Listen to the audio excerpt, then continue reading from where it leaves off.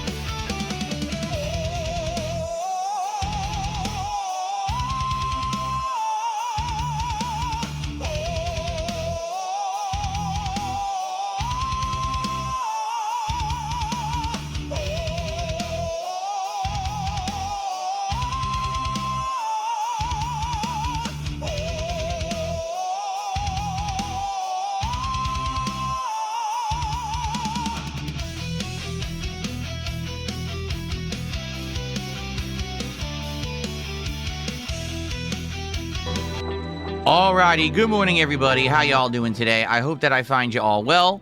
Welcome to the show. Today is Tuesday, the 20th of January, 2026. I'm DSP, and this is the Level 1 Podcast. I'm excited to be back on the show. Yesterday, we had the first ever episode of the DSP Morning Show with people asking what's the difference. Very simple. Yesterday, we hung out for 30, 40 minutes. Just talked about random stuff. Today, we've got all these topics that we're covering, getting caught up on gaming news, talking about updates to the schedule and working with you to figure it out. It's got a different vibe. It's a little bit more professional, a little bit more fun in that regard. So I hope that you're all ready for a good show today. We have lots of topics to cover. It should be a good one. How y'all doing? I hope you're doing well. After yesterday's streams, we find ourselves in a situation of fluctuation. And what I mean by that is both games that I played yesterday are done. I'm not going to play any more Pokemon because, my goodness, that DLC ran itself into the ground. It's insanely boring at this point with repetition and nothing really going on. I'm just not going to spend any more time on it. Although technically, for one to understand, I did beat it. You know, when the credits rolled, that was really the end of the meaningful content of the DLC. The stuff that we were doing was kind of like holdover content for Ultra fans who really wanted to catch legendary Pokemon from other Pokemon games and the like. But it wasn't really meaningful at all. You're just sitting there grinding endlessly in the other dimensions, doing really, really boring stuff. And the audience just got tired of it. Even the longest followers of the playthrough threw in the towel yesterday and were like, we just don't want to watch this anymore. It's not fun. The game has really just gone the wrong way with this DLC, and I have to agree. At first, it seemed way better, and then it just kind of went right off the cliff, right? You know what I'm saying? And so, with Pokemon now adjourned after 70 freaking hours, we've got an opening in the schedule, but what's it going to be? In addition to that, last night, we played Quarantine Zone for the last time. Now, did we beat the game? No, we didn't. Okay, however, we got as far as I think that we really want to go. As I said, this year, we're going to play a lot more games than usual. This year, we're going to be trying out indie games, first looks, early access. We're going to be trying a lot of stuff to see what's good and what's not. A lot of it we'll be playing for a little bit, and then basically we'll kind of be like, all right, we tried it. That's cool, but let's move on. And that's perfectly fine. We don't have to play every single game to completion. It's not 2010 anymore. You know what I'm saying? I really feel like success for DSPGaming moving forward is to cover a wide range of games, experiment with them, see what's good and what's not, as opposed to, oh, just focus on a few games and play them all to completion, whether or not I or the audience like them. So, in regards to Quarantine Zone last night, basically, the game got repetitive, meaning it stopped really adding new elements that were interesting. There was no new gameplay element at all. All it did was add a new symptom and a new device that basically is pretty much the same as all the other devices. The base combat to defend it from zombies didn't even innovate at all. It was just basically worn out after 6 hours. So I'm perfectly fine saying, all right, we have explored this game enough. We've had a good enough time with it. Let's move on and do other stuff. And so we got to figure that out. Like, what do we want to do this week? I've already got a few different requests, one of which being, would I go back to Code Violet? Because, that game was so bad 2 weeks ago, and people are of the impression that the game has now been patched and is a better experience. I don't really believe that. Like, I'm not saying I don't believe the game got patched. I'm saying I don't believe the game is a better experience. Like, I truly feel like even if we play it again, it ain't going to be very good. But I'm not beyond giving it another chance. If people really want that, I would give it another stream, okay? Now, in addition to that, there have been tons of games, indie games particularly, that people have been saying, hey, would you check out this one? Did you hear about this hot one? And like, no, I've been busy doing what we're doing, so I haven't really checked out anything new. So now maybe that is the time for that. So I think we have to talk about that today, because I really want to try to hammer in what we're going to be doing on Thursday night. We have an open stream, and Friday's daytime stream is also kind of open right now. So, I'm not sure what to do. We got to talk about it. Let's see what you guys come up with. I'm sure people are going to be like, oh, yeah, there's a whole bunch of games that have come out. People are playing this one and this one. Check this one out. And maybe we'll figure that out today. Okay? But we've got a bunch of game news today, too. Life is Strange had a big announcement this morning. Their new game is coming out at the end of March. Pricing and the details have all been revealed. And so we'll talk about that. And in addition to that, Gamestop is closing a ridiculous amount of stores. Okay, for the second time. They actually did this in 2024, and now they're doing it again. And so people are asking, what's going on? Is this company going to go out of business or whatever? We've talked about this for a while, how the games industry has incredibly strongly shifted from the physical to the digital, that most people are really not going to stores to buy physical copies of games anymore. So what are they selling at GameStop? And if you walk into a GameStop, you see it's become a junk store. A bunch of pop figurines, t-shirts, mugs, knickknacks, tchotchkes, nothing of any real value, and that's how they're trying to model a business. So now GameStop is backpedaling on its physical locations, and we'll talk about that and how it affects things. And of course, in addition, I get wind of all kinds of stuff, and basically I've been told that there's been some smack talk going on across the internet, and I want to get to the bottom of this. All right, I hear things. I don't actually actively seek them out. Things are brought to my attention. I am the king. I sit here on my throne, and I just, I listen to my subjects. My subjects come into my court, and they bring me the news. And then as I'm brought the news, I must investigate. And so we will do that today. We will see what is actually going on, because I want to know what's going on with Wings of Redemption. I can't believe what I'm hearing. I'm absolutely furious if what I've heard is true. So we're going to have to take care of this. We're going to have to look at this today. Okay? All right. I hope you guys are excited. All right? Very nice. I'm already getting some requests. 5 hearts under one roof. What is that? Right? I don't know. 5 hearts under one roof. We'll have to talk about this. The stream title on Kick is still from last night. Did it seriously not save again? What is going on? Yeah. What on earth is going on Kick? All right, let me change it again. I apologize, Kick viewers. For some bizarre reason, this is the 3rd time this week, I think, that I have set everything up exactly the same as I always do. And for some reason, it's not saving properly on Kick. I don't know what's going on over there. Here, let me fix it right now. I apologize to the Kick viewers. I don't know. I really don't know. I swear, last night I set all this up, but now I changed it. Let me know if you could see the proper information now. That sucks, obviously. But I guess, hey, I can't fix it now. Well, I did fix it now, but I can't fix the fact that we went live saying it was the wrong stream. I really don't know what's causing that. Okay, well, thanks for telling me. I appreciate that. If ever you see that, let me know and I'll take care of it, okay? Cool. So, where to start? I don't even know where to start, honestly. We got so much going on today, right?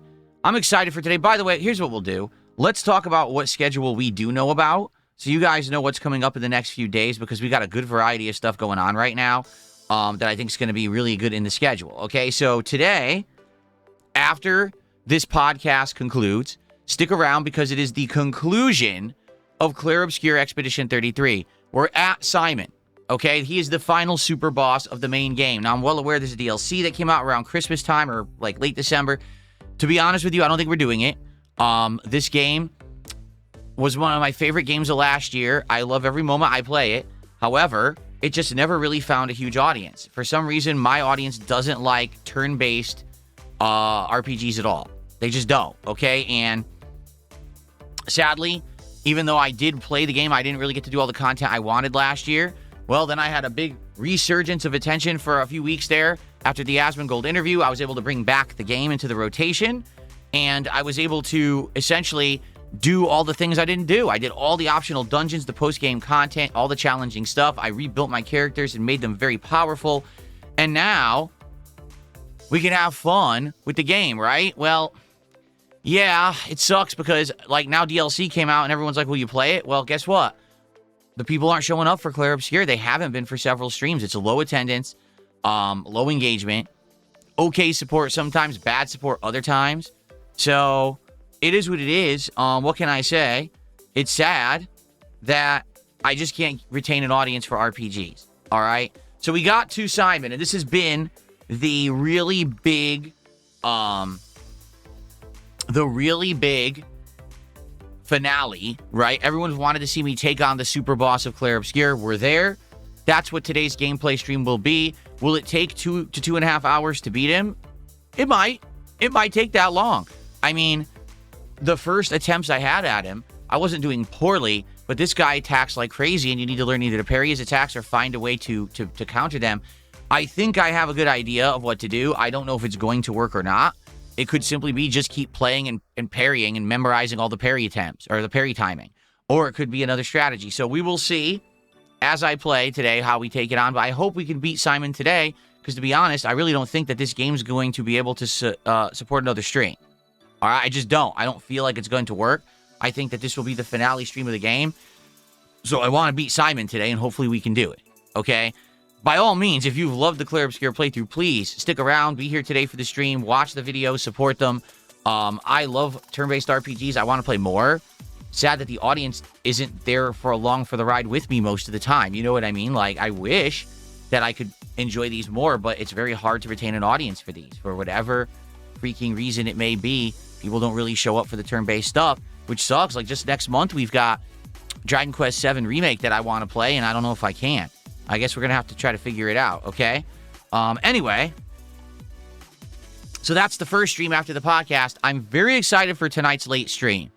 For the first time in a year, I'm returning to Street Fighter 6 ranked gameplay. Okay, we're going to take Lily, who arguably is the lowest tier character in the game, and I'm going to take her to ranked. She's only 1-star diamond because if you remember, when I tried to do her ranked placements a year ago on PC, I got screwed. I mean, completely screwed. They matched me up with all top-tier matchups and bad connections. So because of that, I ended up losing a ton of matches and only getting 1-star diamond, which is ludicrous. You know, I'm going to be bodying people at 1-star diamond level with Lily. So tonight, the goal is two things. 2 goals for tonight's late stream. Number 1, can we get people to show up, engage, and support with Street Fighter 6 again? Other than just Friday night fights as a weekly novelty, will people actually show up for more streams? I would like to start playing more Street Fighter 6. I would like to get back into it as a variety for my streams right now. Particularly, there's not a lot going on in the gaming landscape for big releases. So I would like to have this variety. And so I want to do that tonight, and I hope you'll show up for it, but I need people to be there to hang out with me and to support the stream. If I do this tonight and it basically is a dud, no one shows up and the support is low, then I'm probably not going to be able to play Street Fighter 6 anymore besides Friday Night Fights. All right? So that's number one. Number two, I want to see, can I hang in ranked, which I haven't done in a while. It's been a year. Who am I going to face in ranked? We'll have to find out.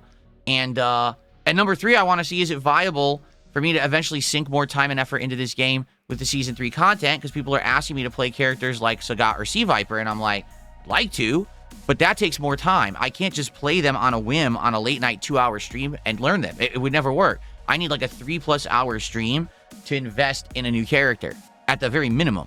But I'm not going to do that. I'm not going to say, I'm going to do a 3-hour stream of this character unless people commit to this game that they'll come by and hang out and engage and support with it. So tonight is a very big test stream. Okay, to be honest, it's a stream to see, will people actually support Street Fighter 6, and will they back up their words? Because there's people who are saying they want more of it. There's people who are saying they're very happy that it's back, but will they actually be here for the streams, or are they just talking big and then they don't show up to do anything? You know what I mean? So let's find out. Tonight is a very big test stream, okay? I hope that sounds good. I hope that you guys are going to be here tonight for that, okay? Tomorrow, interesting day. Tomorrow on the daytime stream, we're going to do a DSP morning show, and after that chill morning build-up, it's going to be the return of DSP Builds It. That's right, Lego Build Days return. We're going to start working on this.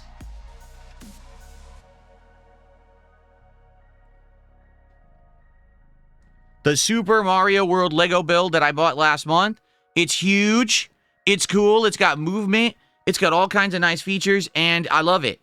So we're going to start building this together tomorrow live on stream, interactive stream where we're going to be talking and hanging out while I build the Mario and Yoshi Lego set together. Are we going to do it in one stream? Hell no. This is over 1,200 pieces, but we're going to get good headway because we're going to be doing over 3 hours of building, so I hope that you'll come hang out for that. Again, very much a test stream to see if people will come back for Legos. People have been asking for the return of Legos for a while.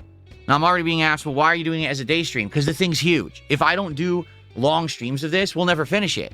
This thing likely is going to take upwards of 8 hours to beat. I say beat like a game. 8 hours to build. We need the time. So that's why we're doing it as a day stream tomorrow, to give it a whole bunch of time. By the way, yes, there'll be now background music, which is what people always asked for, or previous said it was too dead air. Well, now you're going to have background music during it, multiple camera angles. I might even try to use my Rode microphones. I might not. I'm on the fence about it. But we might try to use those so I can move around freely and not have to worry about positioning of the mic or cutting out or anything like that. So that's tomorrow's daytime stream.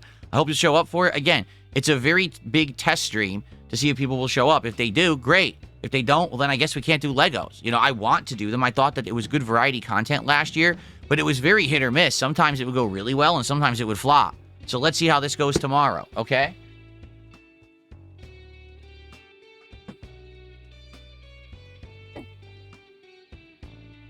And then tomorrow night, we've got RimWorld continuing on. I'm excited for that. It's been a great playthrough, and I always like having these interactive RimWorld streams with all of you. So that'll be great. And then Thursday, there will not be a podcast, another morning show. And then Thursday, we're going to do Arc Raiders again. That'll be our second Arc Raider stream of the week.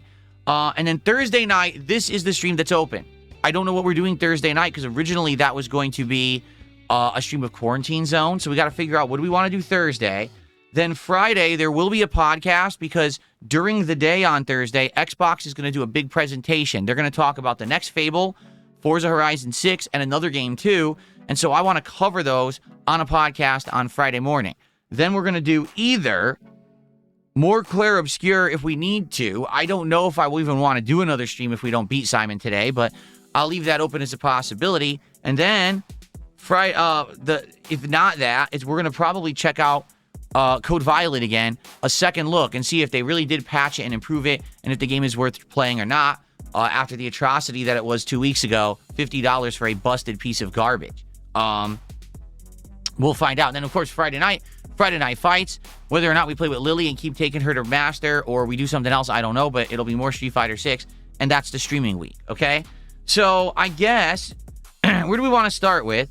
What kind of games are you guys thinking for the Thursday night stream where we're going to probably do something new? What was this game you said? 5 houses? 5 hearts in a house? What the hell was the name of it? What was it called? 5 hearts? 5 hearts under one roof. Oh, it's a stupid dating game. I'm not fucking playing a dating game. I'm 43 years old and I'm happily married. I'm not playing a fucking dating game, you idiot.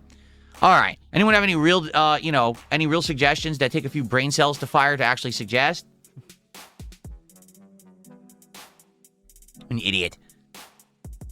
And if you say Mountain Blade banner alert, I swear I'm going to slap you through the internet. Mountain Blade, you guys just keep saying it. I don't think anyone cares about Mountain Blade. What's going on, everyone? Some people are just saying, what's up, good morning, all morning. They want to say hello. What's up? Who's here today? We got Cracker Jacks. We got Fed Roger, Bookworm, Mediomu, Brave Lines, Young Gerudo King, Heartbreaker, Cedric. Who else do we got? Stanley Rod. Chris is here. Good morning, Chris. Coffee Break 9000. Pepe's here. Grandmaster Scrub. Aaron. Abdullah is here. Dwalto. Many more. We got Dungeon Keeper's Mistress. Who else? Marky, a.k.a. Naruto. On the kick side, who do we got? Turkey-infused pasta. That's totally not a sock account. Lukewarm Coconut, Tasty Mucus, Real Life Loser, RGB Kings, Netcode's Evil Twin, Starboy. Starboy! And the captain of outer space. Starboy! No one's gonna get that reference. Anyway. Who else we got? Z-Day Man and more. How y'all doing today? Hopefully you're all having a good day. Seriously. Soul at 2 a.m., thank you for the first contribution of the day. He says, the yellow baby. What the hell is the yellow baby? What is that?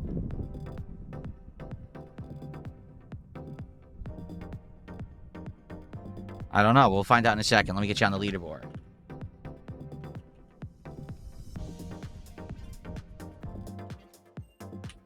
Is it a game? The yellow baby? Is it a game suggestion?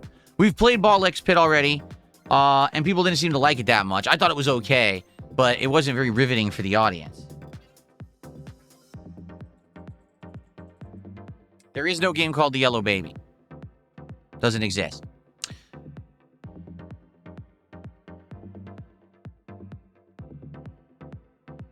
Gareth, we're talking about that. We already said what the different topics are, and we're going to talk about Life is Strange today. Thanks. Curiosity is a cat game. No, never heard about this. What the hell is this?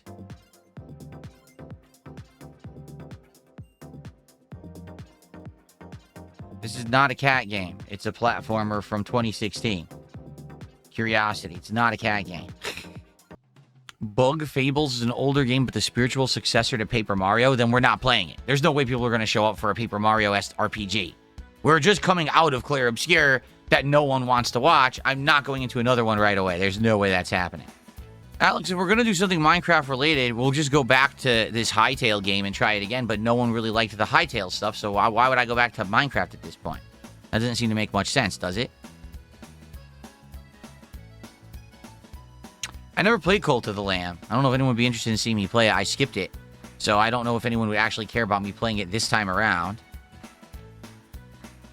I know there's an update for it coming out, I think, in a day or two. Something like that.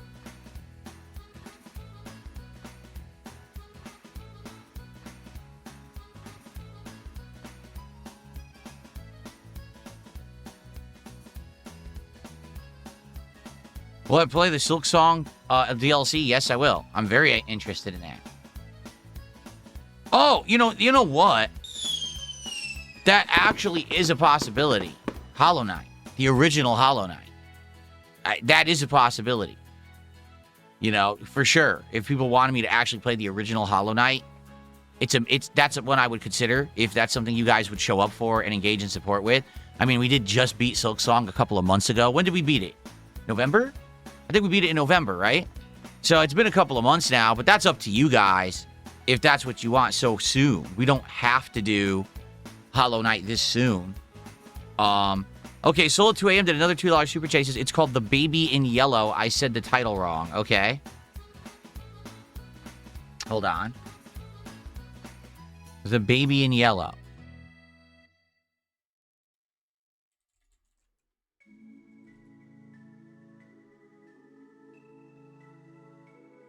A game from 2023, first person. You got a new babysitting job. Things are taking a turn for the weird. Feed him. Read him a bedtime story. Try not to fall into his dreams. How long can you stay in control?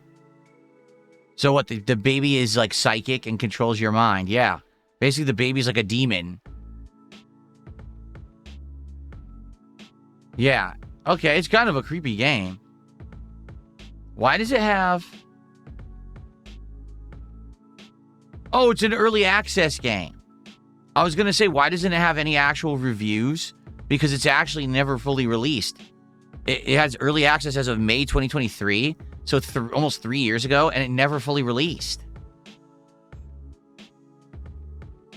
Lovecraftian comedy horror game.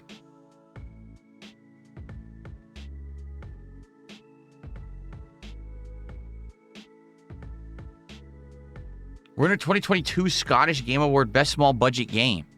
It looks interesting. I'll put it on my wish list. I don't know if people would be interested in that. What? Here you go. Add to your wish list. It looks decent. It does.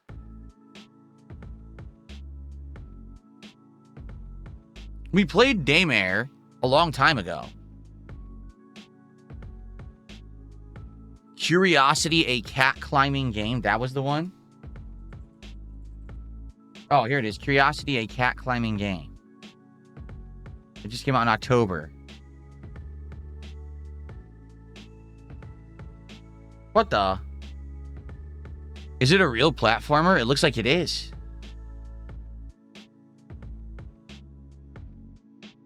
It's a platforming game where you play as a kitty. It's cute. It's not even cartoony. It's actually like serious graphics. Interesting. And I guess it came out... Yeah, it came out October. Very positive reviews. Over 200 very positive Steam reviews. I'll add that to the wish list. All right, that's so Curiosity or the Baby in Yellow are possibilities. Okay.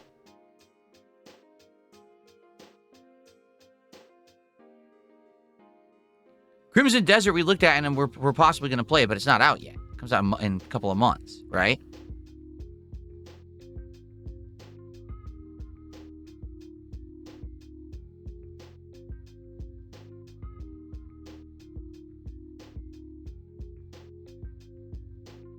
Are there any games that are like newish that just came out recently that other people are maybe playing that you think you'd like to see me try?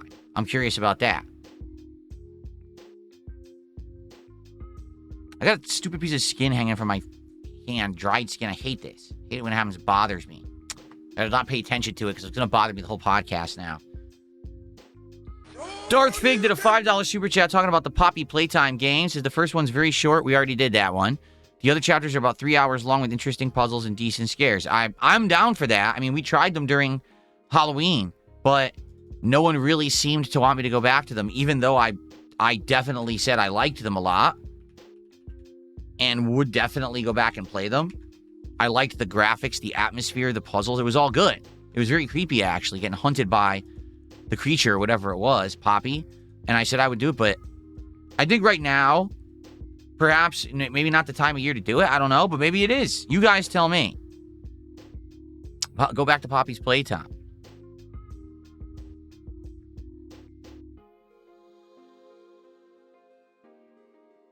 Good morning, happy but cautious. Any other suggestions? All right, so right now, we got a few suggestions. Suggestion number 1 would be a cat platformer called Curiosity. Suggestion number 2 would be this game called The Baby in Yellow, which is a horror comedy game. We could also actually do a dry test run of Hollow Knight. Like, just get it and play it for, like, one night stream and see if people show up for it to test to see if people would want it. Or if it's just too soon after Silksong. It could be too soon. I don't know. We just did Silksong, finished it, a couple months ago? So maybe it's too soon. When did we finish Hollow Knight? Or Silksong? When was the last time we played it? Let me see.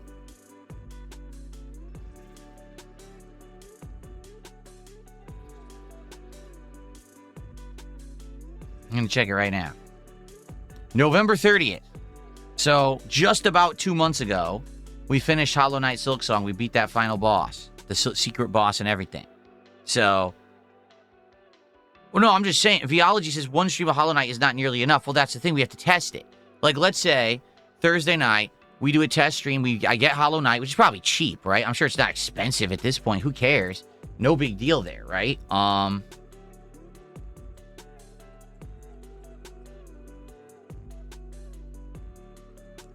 own Hollow Knight Void Heart Edition. I do? Oh, you know what? It's crossplay. I had no idea. Oh, no. You know what it is? It's on Game Pass. PC Game Pass and Ultimate. All right. There you go. So, yeah, I have Void Heart Edition, which I think people said is DLC, too. So, yeah. So, I have Hollow Knight Void Heart Edition. You know, if you guys wanted me to play that, we could do that, too. Mio, M-I-O, came out on Game Pass today. What is Mio? Memories in Orbit. What is this? Play as an android Mio in a mesmerizing Metroidvania where you explore the vessel, an enormous technological ark overgrown with machines gone rogue. Uncover the secret, enhance Mio's ability, save the spaceship.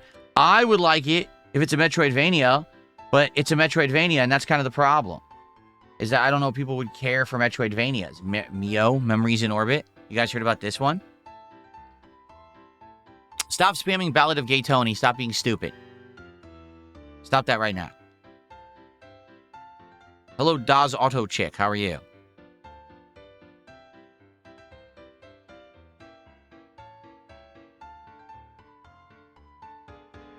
AM Demo is a horror driving game. Never heard of it.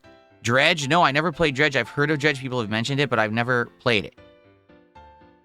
Oh, I don't want to play First Berserker Kazan. That's just another Souls-like. I'm so tired of those. I really am tired of the same style of crap over and over. I'm not going to be playing that. What is this one? AM Drive?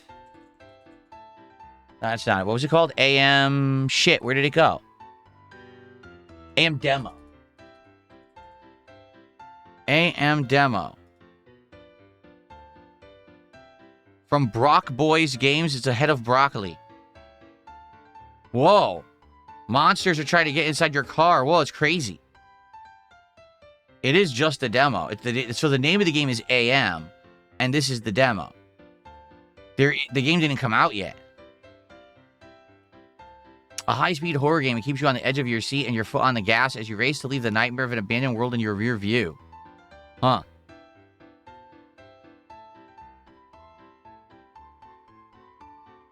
To be announced.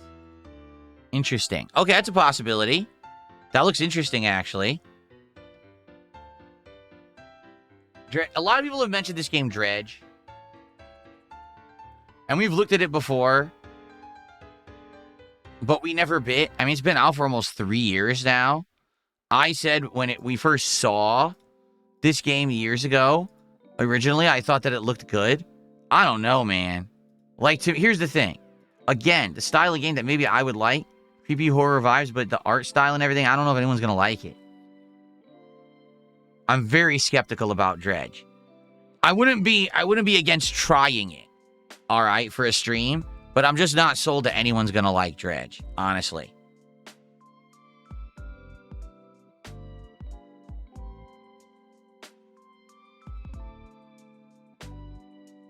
All right. So Dredge is a possibility. How do I add to wish list? There you go. How do I see my wish list, actually? Here we go. Some of this stuff never came out, huh?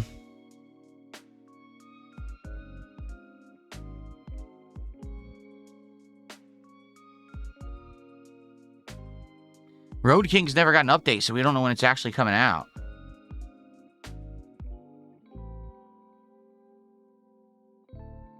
Oh, Routine we can remove.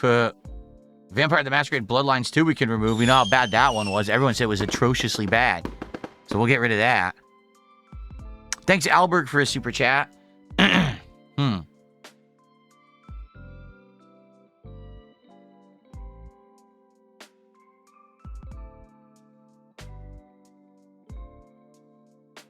All right. We got some good stuff here on the wish list we can look at. How about this? Thursday night, we'll leave it open. maybe we'll do an open night, and what we'll do is we'll all come together on the stream, and we'll get a few of these games off the wish list, and Hollow Knight, we'll do a poll. We'll see what people want. Maybe we'll actually poll, and we'll try. Maybe we'll do 2 to 3 games on Thursday night, like a test night. Tryout night. We'll say Thursday's tryout night, where we try at least 2 games, if not more, and we see if any of them stick and if any of them are good. Would people actually show up and support Hollow Knight if I play it? Would people want to see something fresh and different and new? Maybe maybe what we'll do, how about this? First half hour, we try 1 game. Second half hour, we try another game. And then for the last hour, we play Hollow Knight. So we try 3 different games. And out of the 3, we determine which people like more. And maybe that ends up being the game from our rotation. And maybe that way we'll just get more ideas too. I think that would work. Right? Okay. Abdullah says, I hope your thumb will not callous up like when you played Silksong. Well, my friend, I have some good news there. I'm not using that controller anymore. I'm using a much better controller, in my opinion. It's lighter. The buttons are incredibly responsive. They'll be great. This controller, I feel like, is built for a game like Hollow Knight. Well, that other controller really just was not. You know what I mean? Like, it was not made for like a tricky platformer. I think this one is. Worst case, if I need to buy a controller, like let's say we start playing Hollow Knight, and this ain't cutting it, I'll just buy another one. You guys just tell me what's a good one. I know people have suggested 8-bit dough and stuff like that, or 8-bit do, however you say it. I'll buy a controller for it. That's okay. I just need, I want to have a good controller. Cool. All right, so that's set. Thursday night is tryout night. We will likely play several games, maybe like 3. Give each a go and see what's good and what's not, and go from there. But I think we want to play Hollow Knight in there. Okay? I think so. All right. Good stuff there. Thanks for your suggestions, everybody. That's very helpful. Let's do some shout-outs here. So let's see. First off, get rid of that. Did I shout this out? I got a $1 tip from Slayer. Slayer saying, Simon is very hard. There's going to be a reason. There's a reason it took me very long, essentially 30 hours to beat him. You're doing better than what I did initially with your build that you have. I actually sent you some recommendations. I've seen them. Yes, Slayer, I saw your suggestions. I'm going to try to implement some of those in my combat with Simon here today, so thank you for that. Slayer, our first tipper of the day with $1. Thank you, Slayer. I appreciate that. Alberg did a $2 super chat and says, dude, play Digimon story game, give it a try. Again, I'm not really sold, to be honest with you. I'm not sold on Digimon. I'm not sold on the fact that we just finished a 70-hour Pokemon playthrough and people are going to want to tune in for Digimon. Okay, like, I feel like we need some variety. You know what I'm saying? Like, it's like, say, well, you're going to beat Claire Obscure, play another turn-based RPG right now. No, I don't think that makes sense. You know? And so the same thing, we're beating Pokemon, now play Digimon. Wait, what? I don't think that works. Okay? Okay, well, thanks for $2. And then Gareth did a £5 super chat. Let's see what that converts to here. $6.71. I think the value of the pound went up a bit, actually.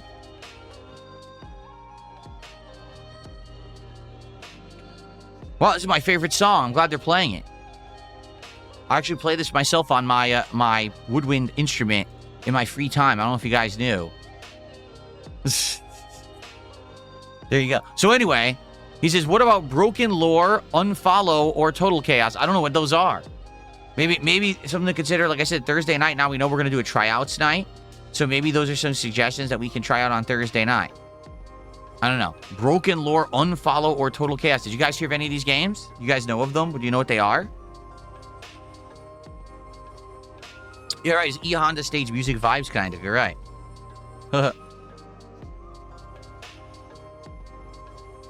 Total Chaos is a good survival horror game. Is it? Total Chaos?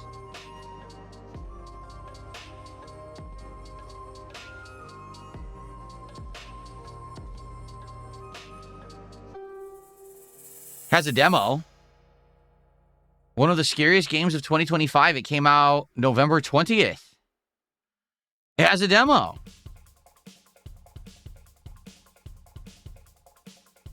All right, let's add this to the wish list. Maybe, yeah, that's a good suggestion. Looks interesting. first-person survival horror and has a demo we can test to see if we like it, if we actually want to play it or not. I'd be okay with that. All right, cool. Another good suggestion. Excellent. Very nice. It's good but janky, says Ellipsian. Oh, yeah?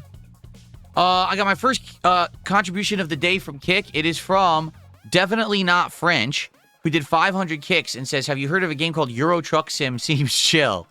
Well, Definitely Not French, who's definitely not 220, who's definitely not Iron Chef Sakai.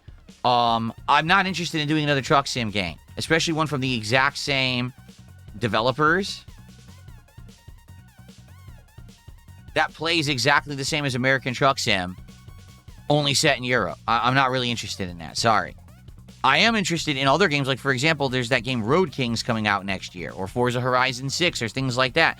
Those are games that are driving games that I'd be interested in. But I definitely don't want to play the game that's exactly the same as the one that we quit out of because it was boring and everyone didn't like it.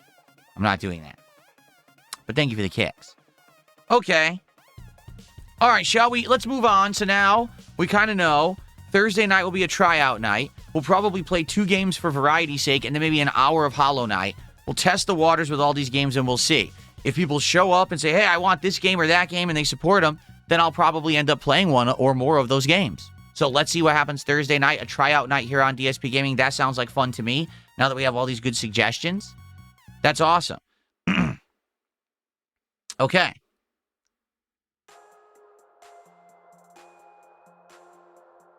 Cool.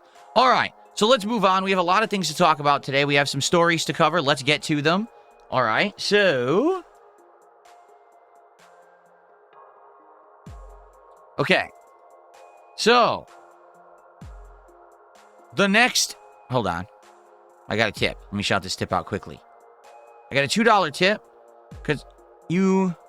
Would you consider tapping in on a game with a large community like Dark Souls or RimWorld? Like, be it for a month, all day you play one game, you get good at RimWorld and have a chance of getting a large support group behind you. I mean, like, focusing on one game, really. Are you saying, oh, this person is saying, did I ever think of focusing only on one game and getting really good at it and just being a part of that actual community? Well, there's a couple things. Number one, I've never done that, and here's why. Even since the very beginning of being a YouTuber way back in the day, we're talking, you know, I started in 2008, and I started doing this for work in 2011, okay? My goal was to try to do a big variety of content. Even though I had opportunity, for example, to focus in on one thing, I think like I would have been pretty successful if I had decided early on to just play fighting games, notably Street Fighter, because that's where I had my history. That's where I had experience. I actually am pretty good at Street Fighter games. But I figured out early on that that was not something that I was interested in. Here's why. If you focus in only on one genre of game, okay, RPGs, Souls-likes, fighting games, driving games, sports games, FPS games. Here's what can happen is you can get really good at it. You can become almost like someone who's known in that community, someone who's looked up to, oh, man, the new Soulsborne game's coming out. Can't wait to see Darkside Phil tackle that one and do all his videos on it, right? A lot of people are very prominent for doing that, sticking in one wheelhouse and focusing on just one style of game. Here's the problem with that, okay? Number one, you're at the whim of that industry. Meaning, just because Soulsborne games are popular today doesn't necessarily mean they're going to be popular next year, 5 years, 10 years from now. The industry has these different trends. And if you really get focused on one style, you might get stuck in a rut if the industry goes the wrong way. For example, fighting games. When I started as a YouTuber, they were blooming and exploding in popularity. There was a fighting game renaissance with Street Fighter 4, Tekken, and all these other games that were all coming out around the same time. So it was amazing. Then Street Fighter 5 came out, and there was a huge fighting game rut where basically Street Fighter sucked, and people had to play these kind of inferior games for a long time. And so imagine now, I'm focused only on one style of game. Imagine if right now I was an FPS guy, and I had to play either Battlefield 6 or Call of Duty Black Ops 7, and that's it, because there's nothing else right now in the competitive realm of FPS games, and I was just stuck playing those forever. I would lose my mind. I'd be ripping my hair out. Really, like, I don't like that idea of sticking to only one style because you are stuck with that industry. You know what I mean? And to be honest, there could be ups and downs. There could be a time when a game is really popular and then all of a sudden it's not anymore, right? So think of it this way. Again, maybe I'm a Call of Duty guy. Well, guess what? Black Ops 7 this year, everyone hates. Everyone's dumping on it. So even though I might be making amazing content on Call of Duty Black Ops 7, no one might care. Might be like, well, no, we don't care about that game. So all of a sudden now, my views are down, my business is down. It's not my fault that they made a terrible Call of Duty, but I'd be suffering for it, okay? So I saw very early on, I saw the writing on the wall, particularly with Street Fighter 4. I had an idea in my mind that even though this game is popular right now and everyone's making bank on covering it, I don't see that lasting. And so I decided to do the complete polar opposite of what you just suggested. I said, I'm going to be the guy that covers everything. And to be honest with you, 17 plus years later, I think that's why I'm still here. I feel like if I had focused only on one style of game, one genre, I would be gone. I'd be irrelevant and forgotten. Instead, because I am the jack of all trades but the master of none, I never run out of content. Like right now, look at what we just talked about. A horror game, a cutesy kiddie platformer game, an incredibly challenging Metroidvania platformer like Hollow Knight. And that's because people know me as the guy who plays all kinds of games. If not, imagine I said, what are we going to do? Well, suggest 10 fighting games. Are there even 10 fighting games to play right now? You know what I mean? That's where my success lies. For example, right now on YouTube, I have 229 viewers. Right now on Kick, I have 121 viewers. So across the two platforms, around 350-ish, right? And those are my positive viewers because, you know, we got people watching me on the illegal restreams and shit like that too. And those are my viewers, whether they like to admit it or not. They're only here because of me.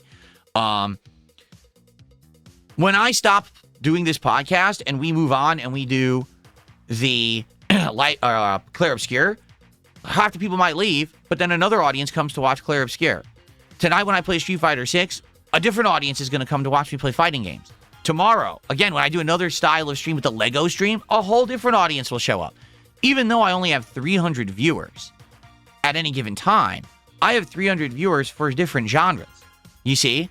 Again, one of the reasons why I have longevity and the support that I get from my viewer base is because they show up particularly for the style of game they like, and then they skip the stuff they don't.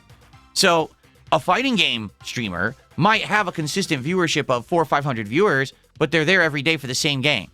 With me, I have that number of viewers per genre. So at any given moment, my numbers could go up or down. We could have someone coming by and supporting because they really like a particular genre of game. It works. My formula has worked for me for a very long time. It very much might not work for a lot of people, but for me, it works. Now, I know that if I had focused on one genre, perhaps I'd be known and respected much better in the industry as the guy who plays this style of game or is good at this game or is an authority on this game. But that's not really what I was going for. Nor is that really what I think is that important. What's important is being able to entertain a variety of people who are going to come back, engage with you, and support your content, and that's what I have. So that's why I've tackled it the way I have, and I think that it's worked. Okay. I received another $2 tip. Maybe you can combine variety and do Soulsborne Mondays, RimWorld Mondays for longer periods. I'm sure you know games people will just support. Yeah, I mean, that's true. I would say, in regards to that, maybe there could be more consistent. Like Friday Night Fights would be the closest thing that I have to that. A consistent day where I usually do one genre of game and it has worked for an extended period of time. The hell's going on here? There we go. So yeah, I'm not saying that wouldn't work to do more consistency, and maybe not dedicate my whole schedule to it, but maybe do something more consistently. I'm curious what kind of games you guys would think.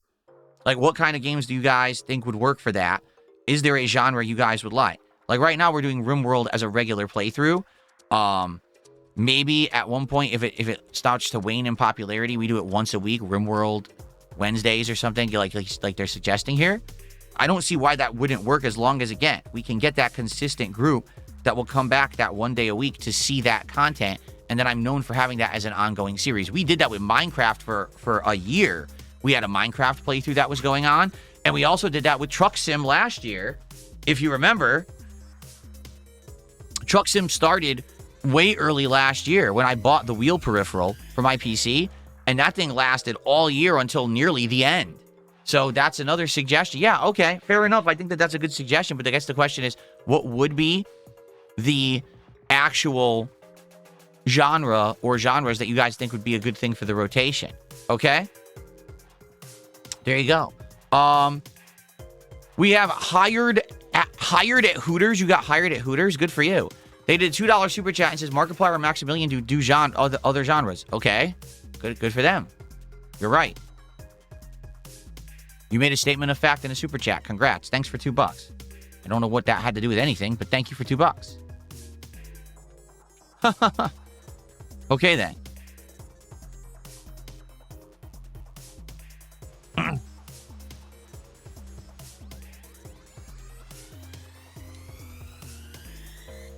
Okay. All right, I want to get into the stuff I wanted to cover, guys, because now it's 12:30 already. We haven't even talked about these topics. Let's go, shall we? All right, so ladies and gentlemen, Life is Strange is coming back, okay? Life is Strange has a new game that is coming out on March 26th. It is called Life is Strange Reunion. There are two protagonists, both Max Caulfield and Chloe. Chloe is returning as one of the leads of the game, okay? It basically will change everything back to how it used to be in Life is Strange. You were like, what? So Max is now going to have her rewind power again. Because remember in Double Exposure, she had the ability to travel between alternate dimensions and realities and see two different versions of each character depending on things that had happened. Well, they finally realized that that was a horrible idea. Her original rewind powers are much better. So they got rid of that, and now she's going to have her rewind power back again. I mean, it was really dumb that they did that to begin with, in my opinion. Apparently, Chloe is alive in this timeline, and Max is still at the university. So I guess there actually is the current timeline. It's not like they're going back in time and doing a prequel again, but this will be like current day. Chloe will have a power called Back Talk, a minigame during conversations. That doesn't sound like much of a power to me. It just sounds like she's going to have like an attitude and she'll have dialogue options or something. I don't know. Just like everything, I think the Max gameplay will be better because she'll have the actual powers. I don't know about Chloe having a back talk ability. So your decision that if you let Chloe live or die in Life is Strange 1 plays a key factor in the game. If you remember... Get the fuck out of here. If you remember... Stupid pop-up. If you remember in Life is Strange Double Exposure, there was a brief moment where the game asked you, gee, did Chloe die or live? What was your choice in the previous game? And you would choose it, and then the plot slightly altered, dependent on your choice. If you chose that she lived, basically what happens is all of Arcadia Bay from the first game was destroyed in that supernatural storm so that Chloe could live. And then Chloe and Max stayed together for a little bit and then broke up. So basically never really had a long-term relationship. So the whole thing was for absolutely nothing. And it was kind of this weird cop-out storyline of what happened, like what that's lame. In the other version, Chloe sacrificed herself to save Arcadia Bay. And so it's kind of like this tragic story of love lost and stuff like that. So it's different choices, right? Different things. But in this one, Chloe's alive. So are they saying that it's mainstream that Chloe lived? Or are they saying that maybe Max went back and changed the past to make Chloe live after the fact? I don't know. I don't get it. Because if she has her time manipulation powers again, maybe that's what they're going for here. I don't know. So, I don't know. Anyway, yeah, here you go. Whether or not Max and Chloe were lovers is another key choice that impacts the reunion. See? Now I clicked on it and screwed it up. So, releasing on March 26th, 2 months away. And this is the official post on Xbox Wire from Andrew James, the senior brand manager of Life is Strange, which is hilarious because he says in here, Max and Chloe changed my life. The end of March 2015, Life is Strange Episode 2 dropped, and I worked at some, like, other company, like some comic book company or something like that. Or something, and it's like, now you're in charge of Life is Strange. So this guy, who's like a fanboy of Life is Strange, is now in charge of Life is Strange. I don't know how I feel about that. If you guys didn't even know, Don't Nod doesn't even make Life is Strange anymore. It's another company now. Someone had their name here. Here it is. Yeah, Deck 9 is who makes Life is Strange now, not Don't Nod. So not even the same devs make it anymore. So that's kind of interesting. I don't know. Could that be why the vibes feel different now? Like the original Life is Strange had a definite vibe to it. And then as you get further into the games, they kind of lose that kind of feeling. And the last one, like Double Exposure, I actually was entertained by it. I didn't love it, but I did think that it was a good, decent game. There was some nonsense in there, too, that was very laughable and funny with the writing. But it was an entertaining game. In the end, it was like, oh, it's like X-Men now. So now their new game, they're doing this one with just Chloe and Max. So how will this factor into the ending of the last one? I don't know.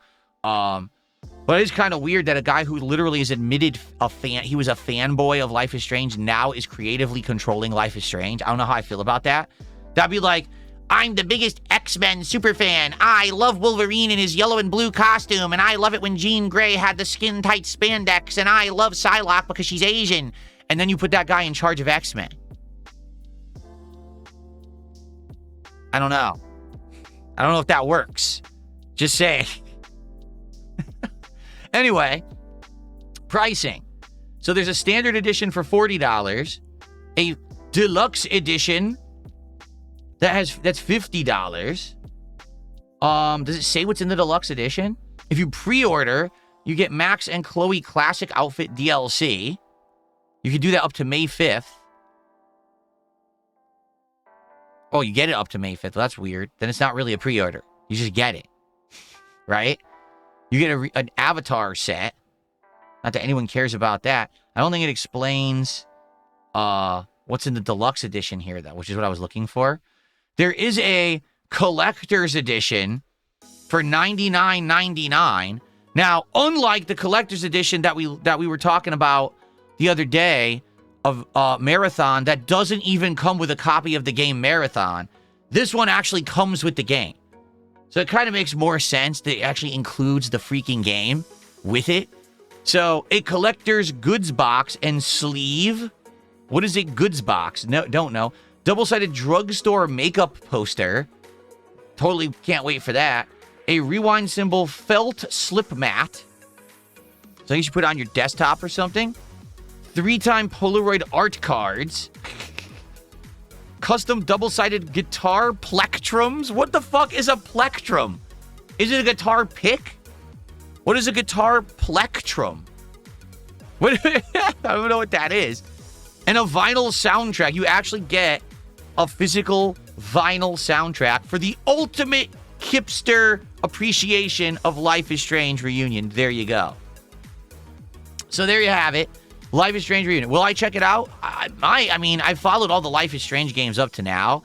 The last run had a lot of cringe moments for sure, but also we had some entertaining times in there. I guess we'll have to see. It's the end of March. I put it into my schedule for now. I'm curious what they're going to do with the plot to have Chloe back, because she's, you know, again, was kind of dead. But then again, if you have your time manipulation powers, I guess that explains how she could maybe have gone back and changed the past or something. I don't know. You guys tell me if you want me to play Life is Strange Reunion. I'll play it or not, depending on what you want. I've played them all up to now. Like, I've literally played every Life is Strange game up to now. So, you know, it would make sense for me to cover it, I guess. But I don't know. If you guys are interested in that or not, be sure to share your opinions, okay? All right, that was my first story. Second big story today is another gaming news story, all right? So, you may or may not have heard this, okay? But GameStop is not doing well. Again, like for the 10th time. It's very bizarre because you would think, didn't I already hear that GameStop wasn't doing well like a few years ago? And then again, yes, like GameStop, the game retailer, which for those who don't know, GameStop at one point was the biggest video game retailer in the United States. They had thousands upon thousands of locations across the country. If you wanted to buy a game, a gaming peripheral, a controller, whatever it was, you go to GameStop. Like, that was just the place to go. Game console, whatever, that's where you go. Not necessarily for PC gaming. It was mostly console gaming was the big thing at GameStop. They're just not very prominent anymore. And what I mean by that is basically because gaming has become more digital. Because most people are buying games digitally now. They're not looking for the physical copy. There really isn't a reason to go to GameStop. Like, what is the real reason to go? Like, I used to go to GameStop all the time early on in my YouTube career from the years of 2008 to like 2013. Why? Because you couldn't really get games day one digitally. That most of them, only DLCs were digital, not the full games. Okay? Because if you got the games at a place like GameStop, and you bought things together, you could get discounts. Like, for example, if you bought a video game but also the guide, they give you a big discount on the guide. Also, you could trade your games in. If, for example, let's say you bought 3 games in 1 week, and I played through all of them for YouTube because I was playing games so quickly back then. Sometimes I would finish 2-3 games in 1 week. When you go to trade them back in, they would give you a really good deal on the credit. So let's say each game was like $50. They'd end up giving you like $30 back for each game. I'm serious. Like, the discounts were that good. So you could then get more than half of your money back, buy the next slew of games, and it was a good way to be economical about your gaming. Obviously, tons of things have changed about gaming in the last 15 years, you know?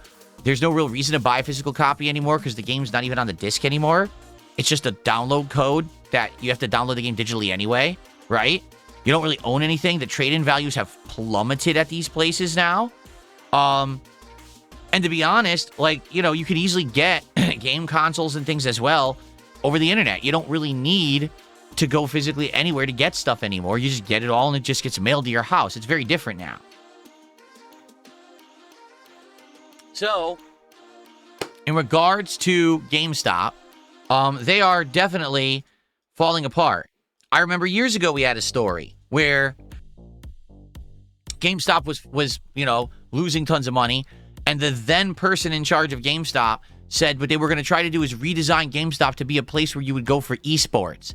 They were going to turn physical GameStop locations into esports arenas where you would go and sit down on chairs with other gamers and you would watch an esports competition. That literally never happened. That was what the CEO was saying they were going to do, and they never did it. It never came to fruition. So that's what I mean. Like, they were saying all kinds of crazy stuff over the years of how they would save GameStop. It's never happened, okay? So, what is going on right now is shocking to a lot of people, okay? Here's what's going on right now with GameStop. Let me show you. Excuse me. People are now getting up and trying to go to their local GameStop to find it's closed. You can even see here, my home GameStop of over 15 years closed with no word. It was there I waited out for the Nintendo Switch with this YouTuber immediately following the NX press conference. I've seen the community come together to order pizza for everyone when we were waiting for Smash 3DS to come out. Look, the GameStops I frequented when I was younger, they're gone. Closed, all closed. They don't exist anymore. I mean, GameStop was becoming so crazy that I would argue it was like what was happening with Starbucks, where literally you'd go to like a Starbucks and then the next block down there'd be a Starbucks, and then you go to the supermarket on the same block and inside the supermarket there'd be a Starbucks. So that was the problem, is just massive oversaturation, okay? So taking a look, GameStop closes 470 U.S. stores amid the CEO's high-stakes pay plan. GameStop is shutting down around 470 stores across 43 states, ending its fiscal year on January 31st after already closing 590 locations back in 2024. So they just do the math. Over 1,000 stores closed within a less than 2-year span. These cuts come weeks after announcing a performance-based pay package for CEO Ryan Cohen, worth up to $35 billion in stock options if the company hits ambitious market cap and EBITDA targets, starting at $20 billion and $2 billion.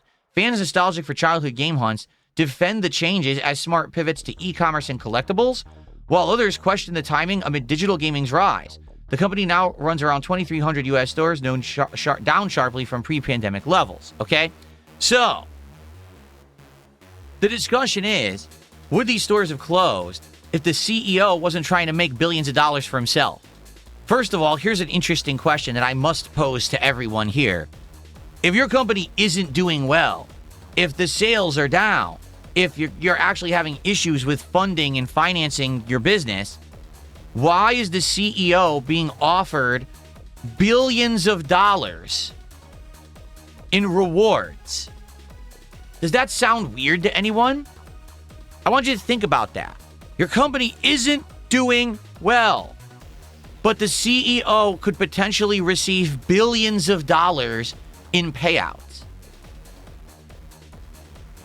Something doesn't seem to align here, all right, in corporate America. And the thing is, tons of companies are like this. Companies are failing, but the people in charge are getting paid for some reason. How? Why? What is going on? What is this structure of failing up? You fail, your company's tanked, you make money. How? Why? Who is allowing this? And how sickening and corrupt is this shit? Okay? So here's the thing. These 470 U.S. stores that just got closed, the reason they got closed is supposedly because they are the underperforming or break-even stores, meaning those stores are not seen as profitable stores to the company. So they closed them, okay? They didn't try to fix the situation by, I don't know, redesigning the company from the ground up, making there be a reason to actually go to those stores. Instead, they just said close them. So it's 470 stores. You could probably assume there's probably like, 5 to 10 employees per store. So, only about 2,000 to 4,000 people just lost their jobs across the board so that the CEO could potentially receive $1 billion payout this year. That's all. Because it's more important that the CEO receives $35 billion, but then 4,000 people have a job. That's very much more important. Did you know that? It is. This guy needs $35 billion. It's very crucial to this guy's, life that he receives $35 billion. Not that those 4,000 people need jobs every day to make a living. That's not important, okay? So everyone across the internet is having different mixed reactions about this, all right? My reaction is simple, all right?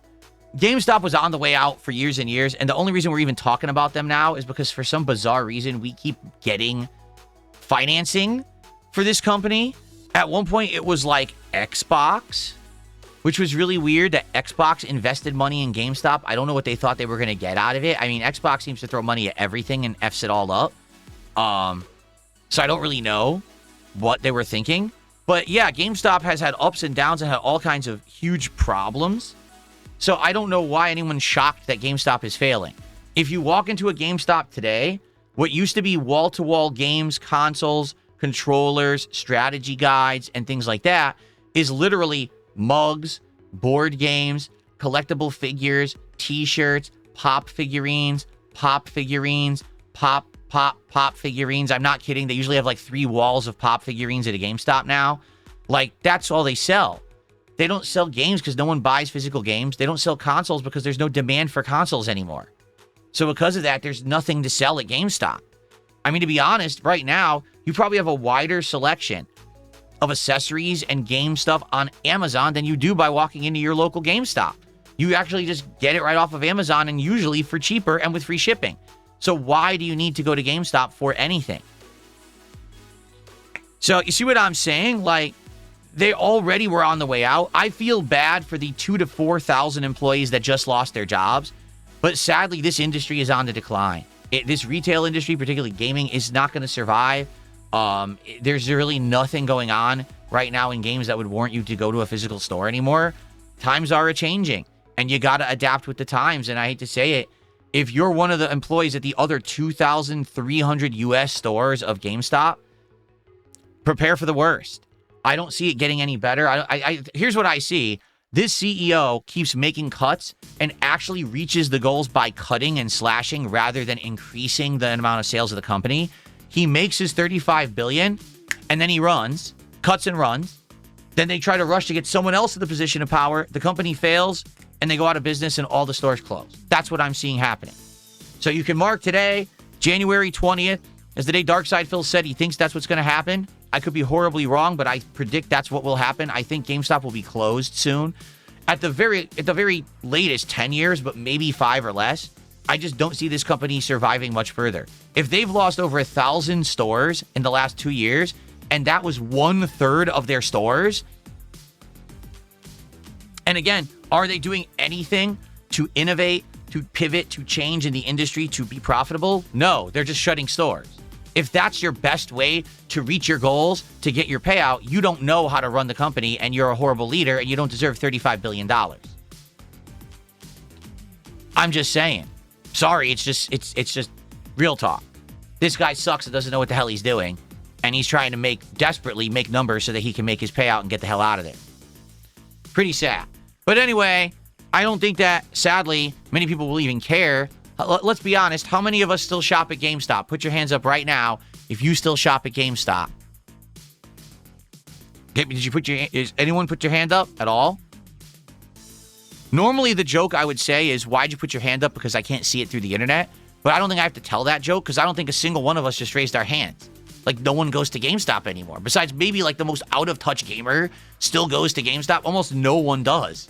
So, it's something that was so prominent. Again, 10, 15 years ago when I was a YouTuber, at the very beginning times, I was there, like, every other day. Buying new games, buying things. Now, it's like, I haven't been there in years. I don't even know what's in a GameStop, but what's the point of going there, right? Thank you to Princess Luna, who gifted a membership. I appreciate the gifted, and thank you for the support this morning. Sorry that I didn't shout it out earlier because I was in the midst of that story. Okay.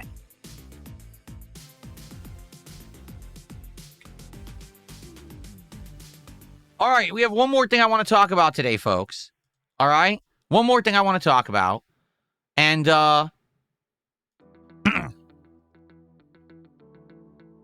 let's go. Let's just get right to it, shall we?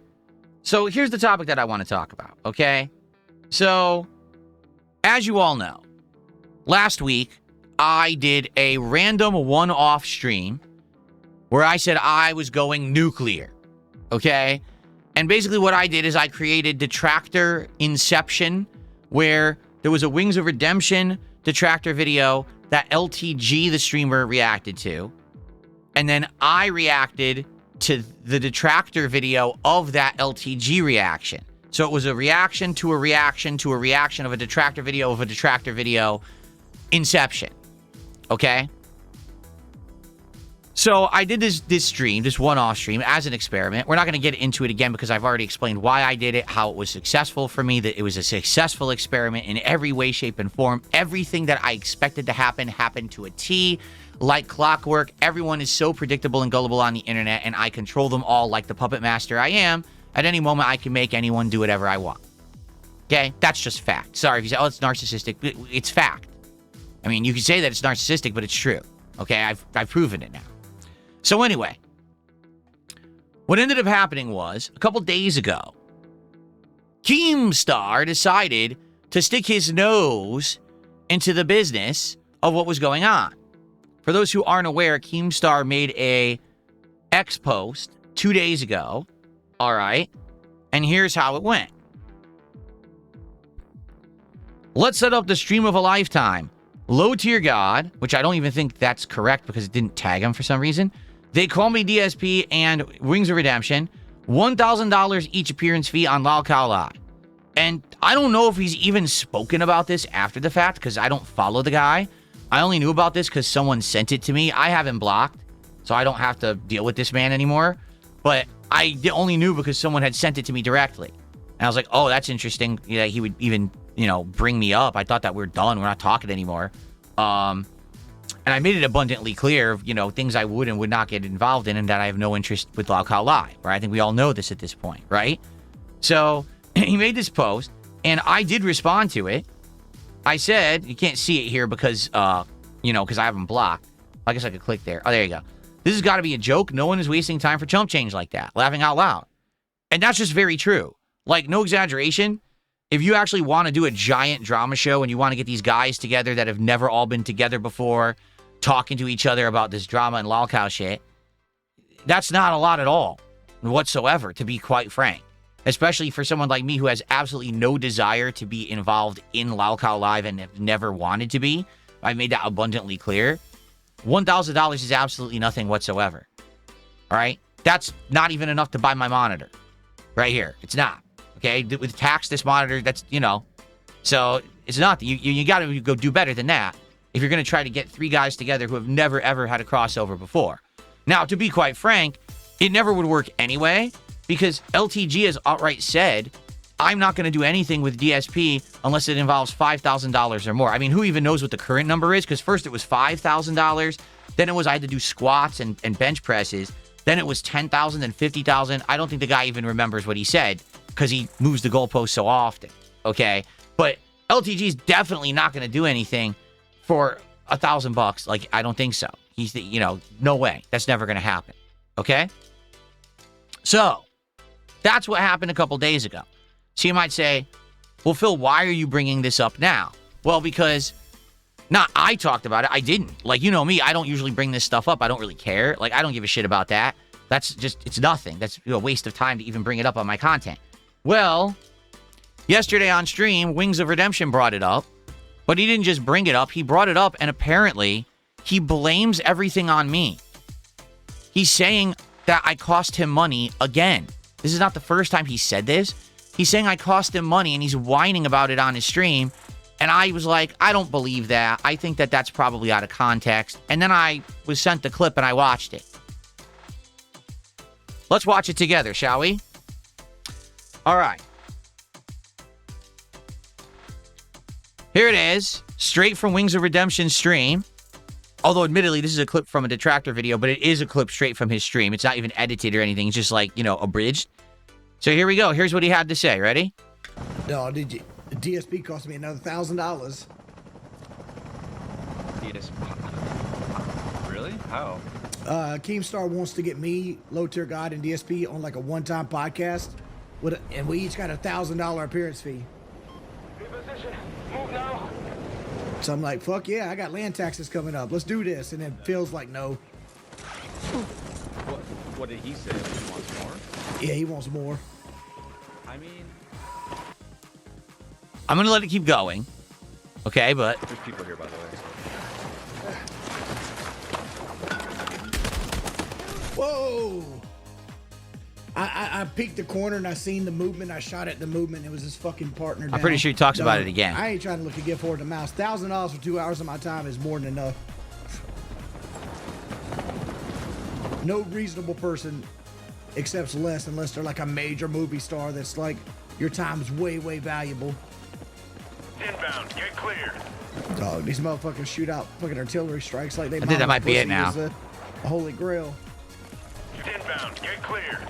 Dog, these motherfuckers shoot out fucking artillery strikes like they mama's pussy is a holy grail. Still crawling with hostiles. Stay alert. I think that's it. Is DSP really using his Ozempic? Is I didn't hear that yet. Is DSP using Ozempic? No, it's called hard work, dedication, discipline. You know, things that... Alright, I shouldn't say it. Anyway. Anyway. So, in regards to what Wings of Redemption just said. Alright? So, he says, basically, I cost him $1,000 because I want more money to do this appearance. Okay? Like... And he's upset because he has land taxes. And this would have been a great money he could have put towards his land taxes. For those who don't know, apparently he says his place that he lives in, this modular home he lives in, is 100% paid off. He doesn't have a mortgage on it, but he still has to pay taxes for it, for owning the land. Okay? And I guess his tax bill is coming up, and this is what he wanted. He wanted the money to pay his taxes. So now he's upset with me because, you know, I won't do the show. Now, here's the thing. It's so funny. He's saying this on his stream, even if he is upset with me, right? Why is he saying this publicly on his stream? Venting on his stream. You know this is going to cause drama. You know that this is basically going to get people to react and talk about it, notably your detractors. This is from a detractor highlight video. So why would you bring it up? Even if you're mad that I cost you $1,000, why would you say it publicly? And this is exactly what I keep telling you guys. This is the major problem with Wings, is he doesn't have a filter on his mouth. He doesn't know what to say and not to say publicly. So immediately, this is something that should have never happened and been said on his stream. Even if he really felt it, keep it to yourself. Don't cause drama. He can't stop himself. Okay? Now, allow me to explain what I think about this situation. Okay? First off, I didn't cost him $1,000. Let's really take a look at this situation. First off, I didn't say I want more money. Did I? Did you see all the tweet? Did I say, man, I would be on this show if Keemstar would just pay me more money? I never said that. I have no interest on being on Lalcow Live in any way, shape, or form for any reason. I just don't want anything to do with that show or that universe, as they deem it, right? The Lalcow universe, LCU, or whatever it's called. I'm not part of it. I never will be part of it, and I want nothing to do with it, period. That's why I have Keemstar blocked, so I don't have to see his nonsense. You understand? So it's not that I want more money. I would never do it anyway, okay? It's not that I'm greedy. It's that I have no interest in doing this lolcow content. So that's number one. Outright lie and misconception on his stream. He's saying, I'm greedy. I want more money. No, that's not the case. I don't want to do it ever. I have no desire to do it. That's number one. Number two, Wing says, I cost him $1,000. No, I did not. Okay, are you ready for this? Why was there a $1,000 offer on the table? Was it because of Wings of Redemption? No. Was it because of LTG? No. Was it because of Darkside Phil? Yes. That's why there was a $1,000 offer on the table.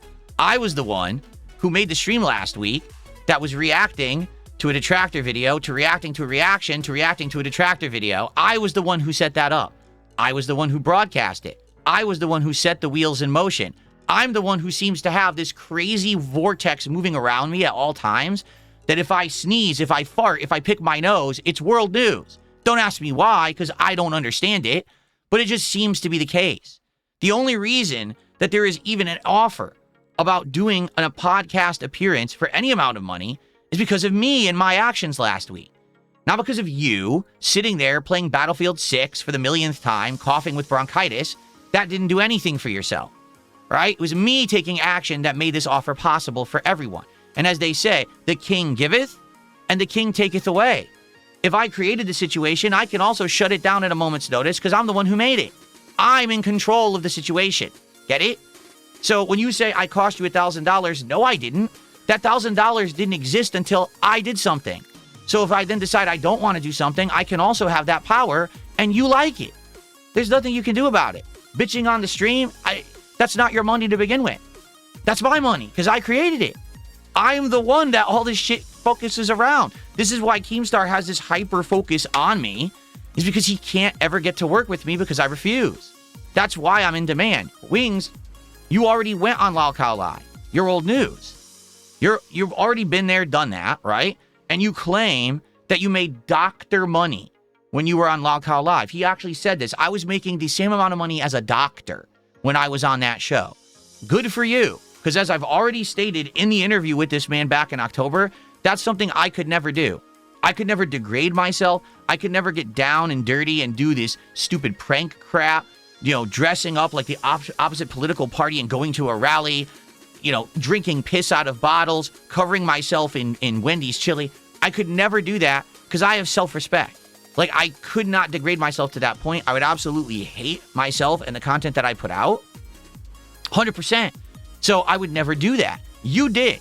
You apparently swallowed all your pride and said, I'm just going to do it to make bank. Good for you. I'm never going to hate on you for that because that's something that I guess you could be proud of, that you have that level of control and or you just don't care about self-respect enough that you would make money for your family.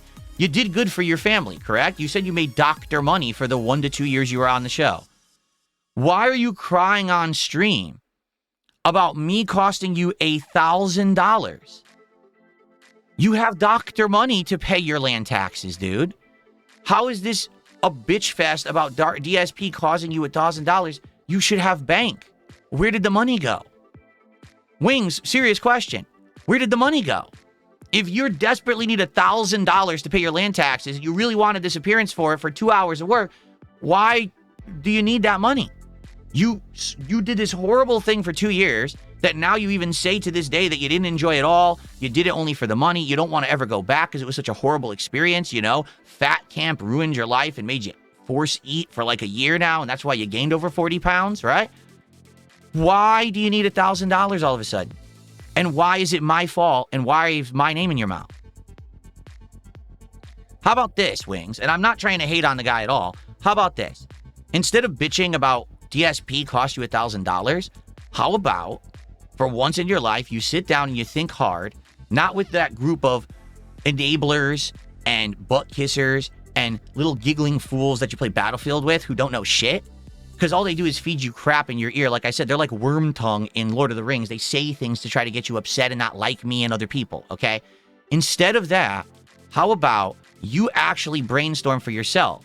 You actually think of something to do, you do it, and you hit success, and you make $1,000 for yourself. That way, there's no one to bitch about they took the $1,000 away from you because you actually earned it. Did you ever think about that? So stop bitching about me on your streams. I didn't take $1,000 away. The 1,000 never existed. I didn't cost you $50K When the Lol Cow podcast was originally being discussed years ago, that 50K didn't exist. It never did. It was hinging on all of us agreeing to something I was never going to agree to because I had no interest in doing. So when you and Boogie sit there and bitch and whine, how about this? Instead of bitching and whining, get an idea in your head, use your intelligence, which you have. You're not dumb, but you're lazy. Think of an idea. Think of something interesting that will make you money and then do it. Stop blaming others for costing you money. Earn it for yourself and leave my name out of your mouth.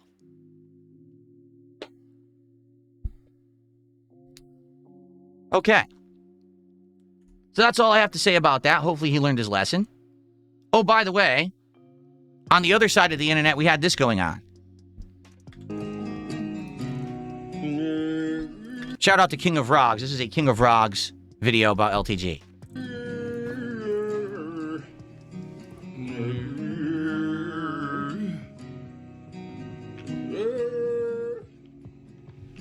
Yeah, shit, I'm bugging at my heart. What? I'm letting all my feelings run down my back. These things they never leave me. The dexterity is moving through the room. He's dancing. I get through it, knowing that I'm all she really knows. I need my This is not edited. This actually happened on his stream. space. I can't go away.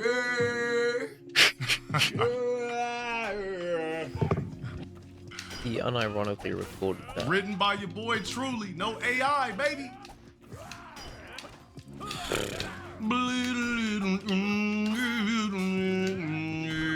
He's still doing it. He's trying to play a game and he's singing it to himself, thinking that this sounds good. Oh my god. Shut up. Oh my god. This goes on, by the way. Nasty ass bitch, nigga. And then he talks shit to his opponent and then he continues to sing.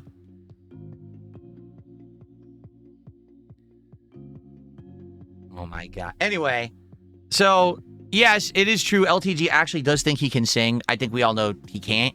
I mean, let's be honest. LTG is good at one thing: picking things up and putting them down. Right? He goes somewhere. He pays to enter. He goes to a machine. He picks something up. He puts it down. Then he picks it up and he puts it down. And he picks it up and he puts it down. And then he probably like poses and, oh, look at me. And then he does it again. It's the one thing he's good at, apparently. I mean, I don't even know. I'm certainly not a professional. But that's the one thing. But he thinks that, like I said, like we've talked about, he thinks that, like, he's an actor, he's a singer, and he does this on his stream, and it's like, you've got to be... He actually just did that. Like, you guys know me, every once in a while, I'll sing a little clip, or I'll mess around, or whatever, and I'll joke. And I say, when I was younger, I used to be able to sing much better. Sometimes you guys compliment me on my singing, and I'm like, I don't think I'm a good singer in the modern day. I don't. My voice has changed a lot over the years. I just don't think I'm a very good singer. Certainly, I would not be crooning and trying to be like, this is serious business on my stream. When I sing, I usually am messing around. This guy just busts that out, and he's like into himself. He's dancing. He's like, oh yeah, this is so good. This is so good. And it's like, wow. Anyway, so that's what's going on the other side of the internet today. I just thought, if I was going to talk about one side, I might as well talk about the other side, be fair. Okay? So now I'll take care of these idiots in the chat. Is this the one guy? Okay.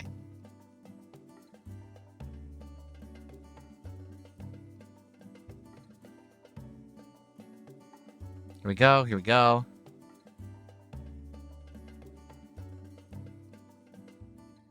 Oh, someone just said he's really good at rage quitting. I'm sure that's true. I mean, that's his specialty. No, actually, it's funny. That match that we were just watching, I closed it now, so now I can't open it again. He lost one round and he rage quit. He didn't even lose the match. He lost one round and he closed the game. It's great. Okay. All right, guys. Well, that's what I've got for today. I hope that you guys enjoyed the Level 1 podcast. Like I said, we're going to have a big variety of stuff to do today.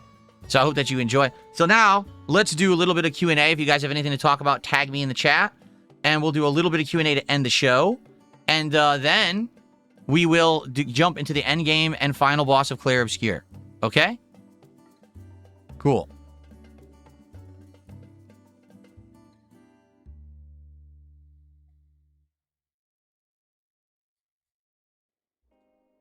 Very good.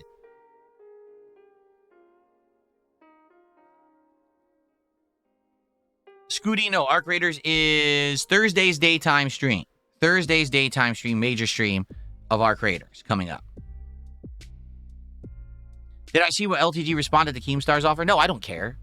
I know he would never accept it anyway. Because that's the other fact, Wings immediately blames me. Oh, it's Phil's fault. I lost another $1,000, No, it was never going to happen. It literally would never happen. LTG would never agree to that either. Like, what are you talking about? You're crazy.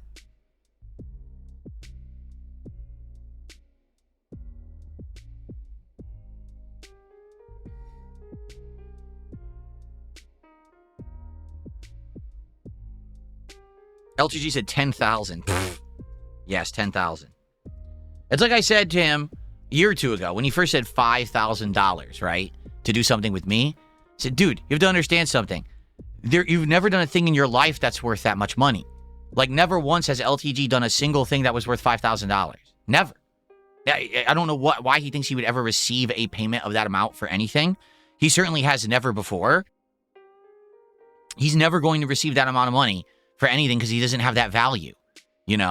I've been offered $50,000 to be part of a podcast. I've been offered some pretty lucrative stuff in the past when it came to like sponsorship deals early on in my YouTube career when I was a bigger YouTuber and stuff like that.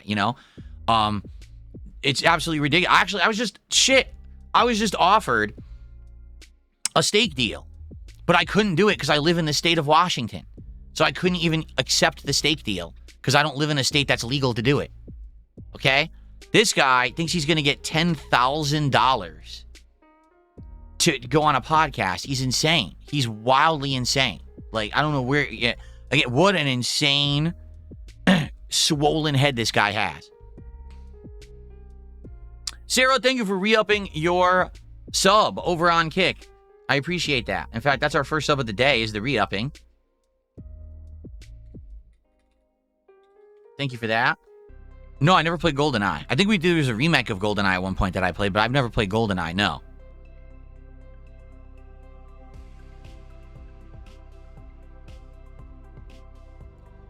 I'm not concerned about how much money another streamer makes. This is what he says.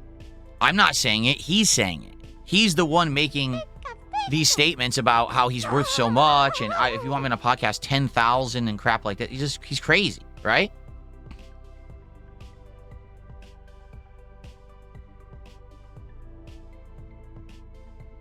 Only Dan's did a $10 super chat, and he says, serious question, do you not see the irony in watching other people's detractor videos on stream, but when Asmon watched detractor videos of you, they were out of context? Yes, but the detractor videos I'm watching, first of all, I didn't just watch one clip and be like, oh, that's a huge judgment call on that person. I know the context of everything that's going on. Like, I know how Wing streams. I know that this is just random shit he says off the cuff in the middle of his stream. That wasn't spun negatively by Lumix, who made that video. That's Wings talking raw from his stream. That's the difference. If you're watching a detractor video about me, they'll say things like, Phil is an e-beggar. Phil constantly is asking for money. Phil is poor, and that's why he needs the money. That's the impression Asmongold had of me. Literally. Does he watch the content? No. He just watched the detractor video that took it out of context and lied or extrapolated on something that was maybe one nugget of truth out of a giant stream. So he believed it as fact. I just watched a statement from Wings that is not edited. I know what he's saying because it's raw. It's a raw thing that he said from his stream. That's different. Now, here's the thing. If I watch one of these detractor videos of Wings and literally it's a 5-minute compilation of him coughing, that's unfair.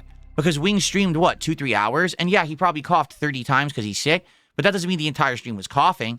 That's the difference. Do you understand what I'm saying? It's called realistic representation versus selective representation to have a narrative created. Asmongold had a narrative around me based on selective representation. When he actually met the real me, he had a good time, and it ended up being a great interview, and said he wants to work with me in the future at some point, which would be great if it happens or not, but, it was an excellent interaction, was it not? Because he met the real me. Now, I've met the real Wings. I know what he's like.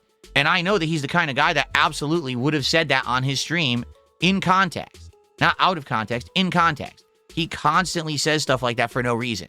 There's no reason for Wings to have beef with me at all. He never should have said that. He should have, even if he felt that way and he was upset, because maybe he really is hard up for the $1,000 and he needs it, he should have kept it to himself. He shouldn't have said it publicly on his stream.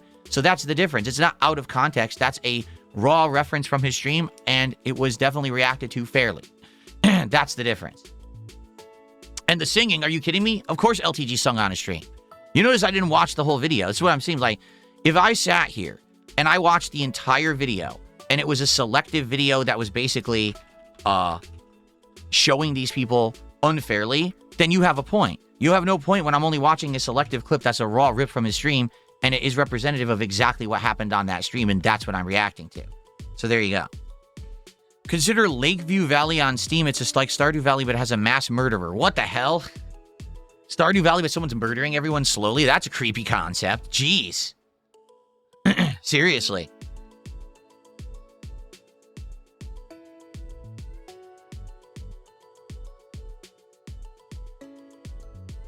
Oh, it very much could be. Someone just said, what if Zach's offer was a what if scenario? It could have been. Because like I said, first of all, you notice he mentioned, oh, I'm likely going to restart my podcast and I'd like to have you on as a guest to talk about games, right? That was the discussion that we had.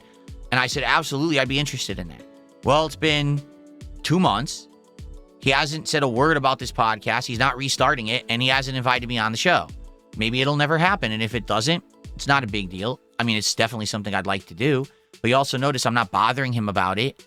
I'm not talking about it constantly. You guys bring it up more than me. I don't even, I'm doing my own thing. I'm hanging out. I'm having a good time every day with games and fun. If he does it, excellent. That's a plus. That's a bonus.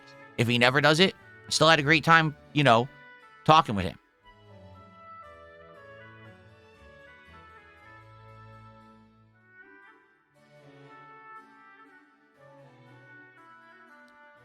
No, I don't know anything about him running a podcast called Allcraft. I don't know about that. Did he start a brand new podcast called Allcraft since our discussion? Is this true? I don't know that. I'm out of the loop.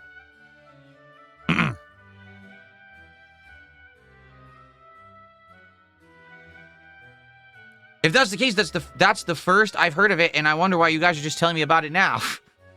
Right?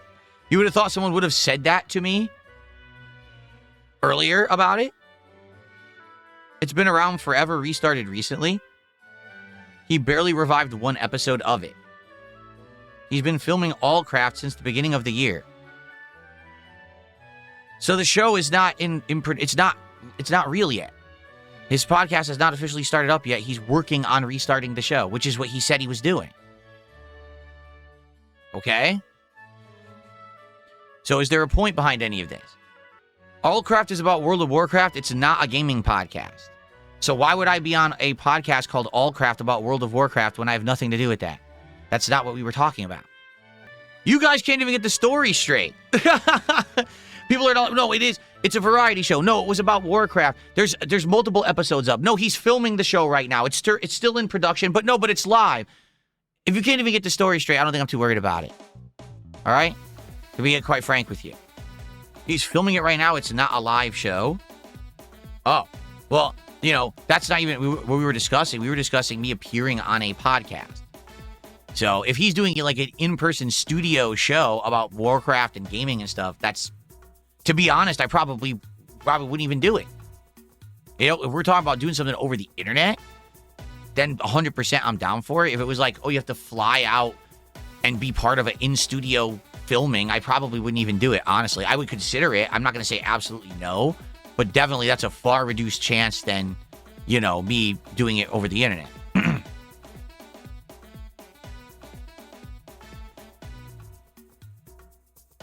Yeah, I don't know what this song is. The music was fine. All of a sudden, this song started playing. It's weird.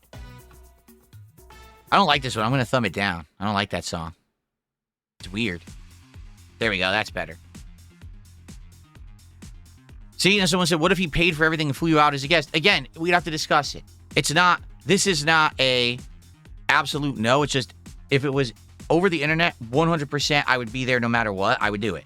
If it's in person, that's got to be discussed and figured out then. It's that simple. Okay? But he hasn't said a word. Until Asmongold is actually interested, I'm not going to worry about this. Like, if he actually says, hey, yeah, that'd be cool to have Phil on to talk about this and that or whatever, and he reaches out to me, or maybe, like I said, maybe every once in a while, I'll ask him to say, hey, how's everything going? You know, just let you know I'm doing good, and if you ever are interested in doing something together, I'm here. I still that offer is still on the table that you had made to me. I'm good for it. But I'm not going to bother the guy. I don't like to bother people.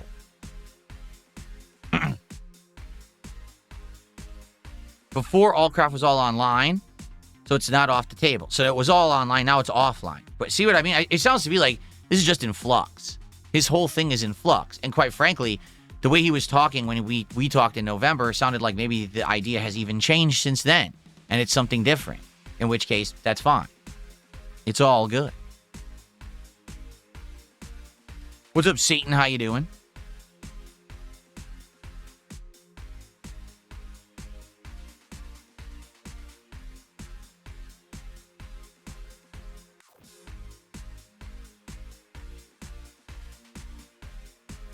What if he invited me to hang out in Hulk Hogan's bar?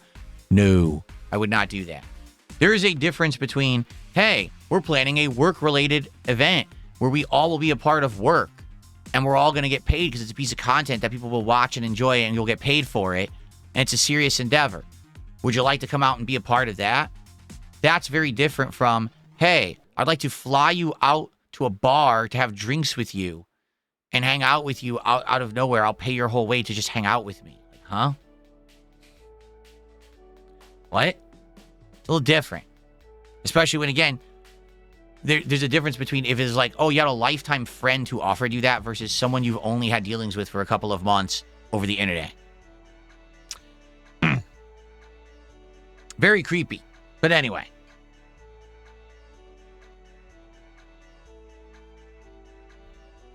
No, I never went to a bar with friends who flew me across the country and paid my entire way. That never happened. Never once. You're right. It never happened. You guys, I just find it hilarious that people bring that up. It's like, to a normal person, okay? If you said, hey, so you knew someone for a couple months, you're working with them online, doing a few videos. All of a sudden, out of the blue, they offered to pay thousands and thousands of dollars to fly you across the entire country and hang out with you at a bar because they think that you like wrestling and they want to spend time with you. Would you find that weird? Most people would be like, yes, that's kind of weird. That doesn't seem right. They'd be like, well, would it be for work? Were you going to film something there? Does that have something to do with the show and the stuff you were doing? No, not at all. They just want to pay out of pocket to hang out with you. And they're willing to spend thousands upon thousands of dollars to pay your way for the hotel, for all the food, the transportation, everything. Does that sound like something normal? And everyone would say, no, that sounds very fucking weird. That's very bizarre behavior. That sounds like someone who's either desperate for friendship or attention. That sounds like someone who's really, maybe getting the wrong impression about a work relationship on the internet. No one's going to say, oh, that's great. Just accept everything. Sure. Have everyone pay your way for everything that you ever do. That makes sense, No suspicions whatsoever. I mean, you'd have to be the most gullible idiot on the planet. Seriously. A lot of trolls today, so we're probably going to wrap it up. Tons of trolls here in this chat. This whole chat is mostly trolls, like 80% on this side, on the kick side, but that's just the usual, right? That's why we have so many viewers on the kick side. Oh, no, it's very much trolling. Because, again, if you're mentally deficient and you think that that's something that you would accept if you were in real life, you'd be dead. Like, however old you are right now, you'd be dead. Because if you got those offers and you accepted them, that's how you get killed. Like, no lie, you'd be dead within weeks. Because some moron would immediately offer you something. That's it. Your kidneys are gone. You're dead. You're so dumb. Anyway.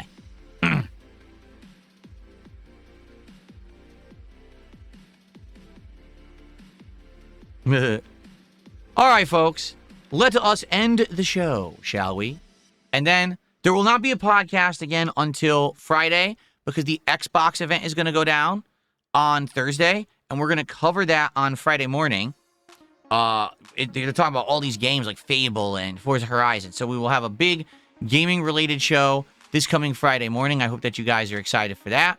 But there will be a couple of morning shows between now and then for the next couple of days. If you just want to come by and hang out with me in the morning and shoot the shit before we play games or tomorrow the Lego stream, by all means, please do so. But in the meantime, have fun, and I'll see you Friday, all right? And by the way, thank you. We came to the conclusion that Thursday night will be a nice tryout stream where we're going to hang out and we're going to try a variety of games, probably like 3 games, right? Probably do like 2 indie-style games, and then maybe we'll play like Hollow Knight, and we'll see out of those 3 which fits the best. Thank you for that idea. That was great, and now we're going to do that Thursday night, and we'll see how that gets implemented. Fair enough? All right, good stuff, everyone. Great show. I hope that you all enjoyed. And as always, I hope that you will stay and stick around so that we can finish Clear Obscure and see if we can beat Super Boss Simon. But if not, I'll see you when I see you with all the fun variety that I do here on DSP Gaming. Everyone enjoy. Have a good day. See you Friday for the next episode. Peace out.